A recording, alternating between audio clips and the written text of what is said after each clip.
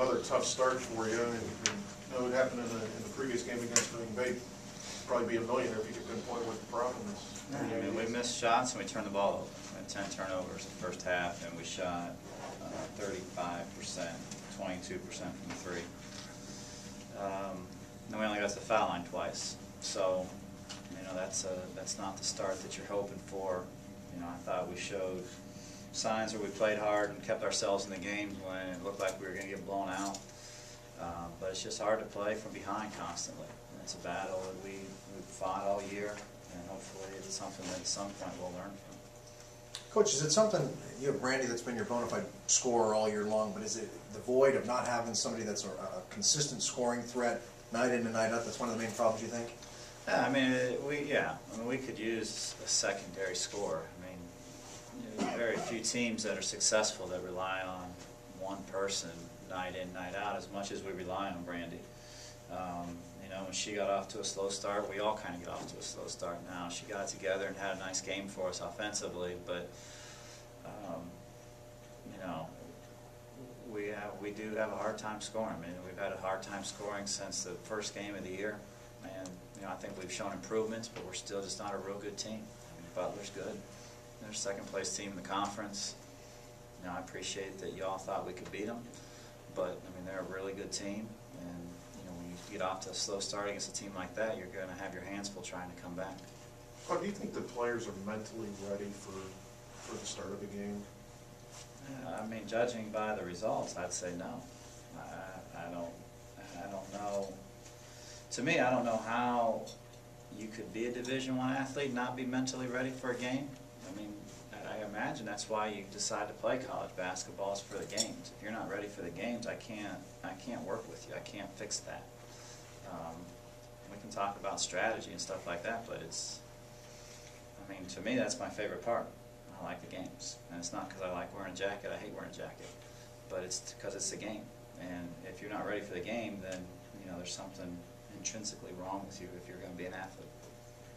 Do you think at this point of the season, things are just wearing on the girls, just whether it's the record where you guys are in the season, you know, about a month left to go, is it just a lot coming down on at one time? No. I mean, it's not like we were good and then all of a sudden we got bad. We haven't been good all year. So I don't know that it's all at once. I mean, I know it's frustrating for our staff, but you know, we approach every practice. I think we do a good job of trying to teach them. Sometimes the results don't show that we've done a good job of teaching them, but I think we've had good energy in practices. You know, I don't know how much of a burden. I've never in my life lost this many games in my entire life. So I don't know exactly what the mindset is or how people handle this. I know I'm having a hard time myself, but you know, I don't know that you can change the last 23 games. You can only change the next one. And I think you got to prepare like you're going to play the next game, whomever it might be. Oh, Are you ready for Val? Bob, how do you handle this? I mean, you said you haven't lost this many games. I mean, how are you handling this? Poorly, obviously. We keep losing. I don't know. I mean, we're going to watch tape. We're going to come up with a game plan. You know, we're going to try to motivate our kids to work hard.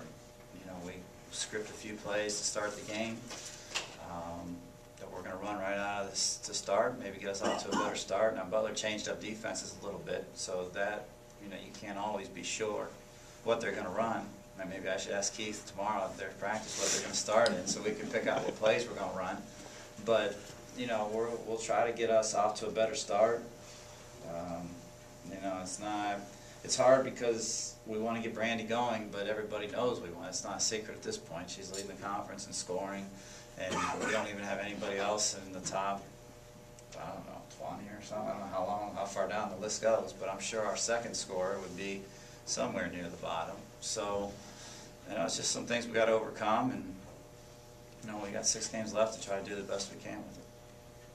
I know a couple of weeks ago you had said after Tier had fouled out in consecutive games, it's a lot like the saving timeouts for the half or something like that. It's not really your strategy, but when it happens so consistently, I mean, does it become more of an issue? Whereas, you know, either she's not. This is what I thought, John. When she got her 4th foul, I looked down at the bench and I was gonna put our 6'4" kid in, but we don't have one. So I decided I'd stick with our 6'1" kid and see what happens. I mean, I don't know what else we're gonna do. We don't have, I mean, every time we get beat by 16 on the boards with her and Brandy in the game, when we take either one of them out, we just get annihilated on the boards. So, you know, that's the hand we're dealt, and, you know, that's been my philosophy that we're gonna play her. And if she picks up 4 fouls on Saturday with 10 minutes to go, she's probably gonna be in the game, because we gotta play her and Brandy as much as we can play them. That may be the definition of insanity, but at this point I may be going insane, so that'll fit perfect.